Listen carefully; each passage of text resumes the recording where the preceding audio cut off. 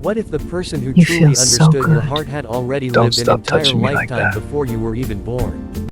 In a world obsessed with perfect timelines and expectations, one unexpected meeting in America changed everything, proving that love doesn't follow rules, age, or logic, it simply finds you. Before this story begins, take 1 second to hit subscribe and join a growing community that believes real stories still matter, because the next video you watch here might feel like it was written just for you. Unexpected Love. Finding My Soulmate 40 Years Older in America official music video, story narrative. On a cold autumn evening in New York, when the city lights shimmered like scattered diamonds across rain-soaked streets, Adam never imagined that his life would change because of a song playing outside a quiet subway station. He was 26, restless, chasing a music career that felt like it was always one step out of reach. His days were filled with auditions, rejections, and late-night walks through Manhattan, where every stranger seemed to carry a story heavier than his own.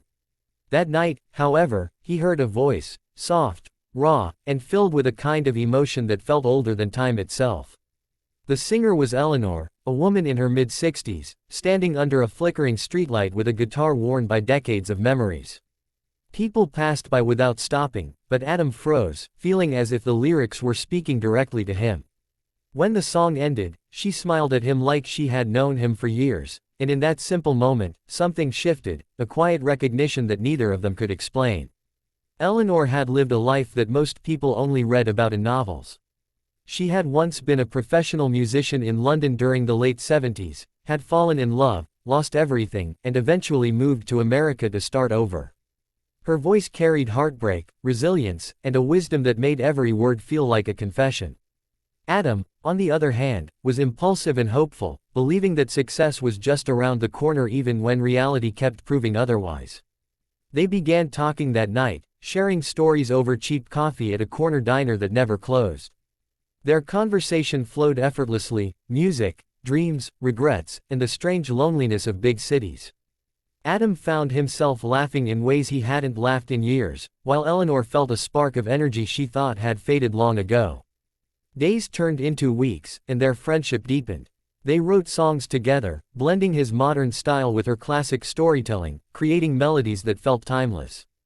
People started to notice them performing in small cafes across Brooklyn, their chemistry undeniable. Yet whispers followed them too. Curious glances, subtle judgments, strangers questioning what a young man could possibly see in a woman 4 decades older.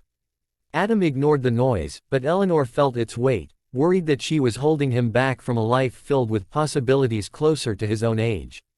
One night, after a particularly emotional performance, she told him that he deserved someone younger, someone who could grow old alongside him without judgment.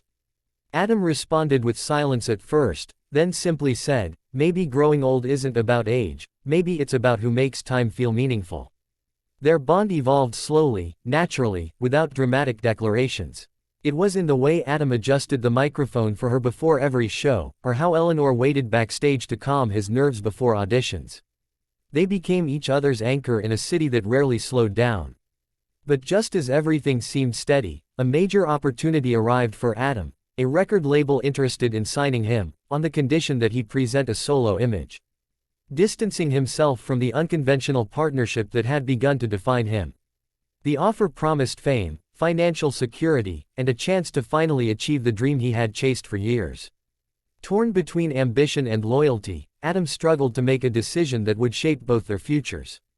Eleanor, sensing his conflict, encouraged him to take the deal. She insisted that he shouldn't sacrifice his career for someone whose best years were already behind her, even though saying those words broke her heart. The night he left for Los Angeles to record his first single felt heavier than any goodbye either of them had experienced. Adam tried to convince himself that distance wouldn't change anything, but the music industry moved fast, pulling him into a world of polished images and carefully scripted emotions. His songs gained attention, yet something felt missing: the authenticity that Eleanor had always brought out of him. Meanwhile, Eleanor returned to performing alone, her voice carrying a quiet sadness that audiences felt without understanding why. One evening, she received a message from a fan in the UK who recognized her from decades earlier, offering her a chance to perform at a nostalgic music festival in London.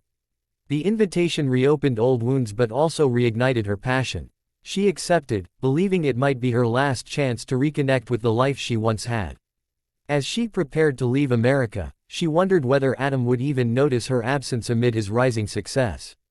Months passed, and Adam's career soared, but so did his emptiness. During a live interview, he was asked about the inspiration behind his music, and for the first time, he spoke openly about Eleanor, describing her as the person who taught him that music wasn't about perfection but about truth. The confession went viral, sparking debates online about unconventional love and redefining relationships. Some praised his honesty, while others criticized him, but Adam didn't care. He realized that fame without authenticity felt hollow. On a sudden impulse, he flew to London, determined to find Eleanor before it was too late. The reunion happened backstage at the festival, moments before she walked onto the stage she had once dominated in her youth. She was surprised to see him standing there, breathless and nervous like the first night they met. Without rehearsed speeches or grand gestures, Adam simply handed her a new song he had written, a duet meant for both of them, blending past and present into one melody. As they performed together under bright lights, the crowd fell silent, sensing that they were witnessing something rare and genuine. Their voices intertwined, telling a story of second chances and unexpected connections that defied expectations. After the performance, they faced a choice: continue chasing separate paths or embrace the unconventional bond that had brought them together. This time, Eleanor didn't push him away. She realized that love wasn't about fitting into society's timeline but about finding someone who made every moment feel alive. They returned to America not as a secret or a controversy, but as partners in music and in life, creating an official music video that captured their journey, from subway stations to international stages. Their story didn't promise perfection or an easy future. There were still challenges, still people who didn't understand, but they learned that authenticity had its own quiet power.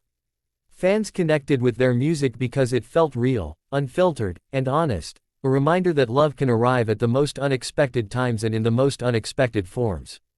Adam stopped chasing validation from the industry, focusing instead on creating art that reflected his truth, while Eleanor rediscovered the joy of performing without fear of judgment.